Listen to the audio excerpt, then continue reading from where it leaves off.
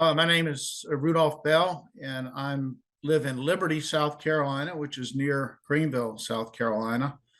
And my relationship with the Republican Party is simply that I voted Republican my whole life, and I am part of the generation that was impressed by Ronald Reagan. That's what I signed up for. And now we've got a bunch of isolationists who are betraying Reagan's legacy and who are betraying the legacy of America, I would say, because America has always stood for democracy.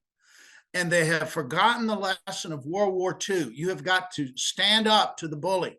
You cannot appease the bully. And we've got to stand up to the bully Putin. Putin would get his way, and that's going to be terrible. You're only going to embolden him to do something else. What's next? What's next? What kind of a message is China going to get from that? You can just get away with anything, and the United States is not going to show leadership, not going to do anything about it. It would be terrible if we stopped giving aid to Ukraine. Ronald Reagan won the Cold War, and indeed he did, but I think that was just Cold War I, unfortunately. I think we're now looking at Cold War II.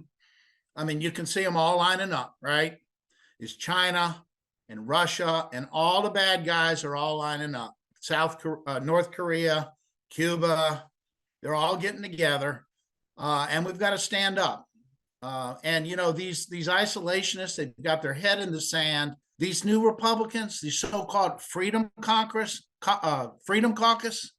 you know, they want freedom from themselves, but they're not willing to lift a finger to bring freedom for anybody else. You're not being a conservative if you're not standing up for democracy. American leadership, standing up for democracy is the American way. That's why Lincoln fought the Civil War. That's why Woodrow Wilson fought World War I. That's why FDR fought World War II. It's the American way. Remember your roots. Don't betray the legacy of Ronald Reagan. Stand up for democracy and support Ukraine against the bully Putin.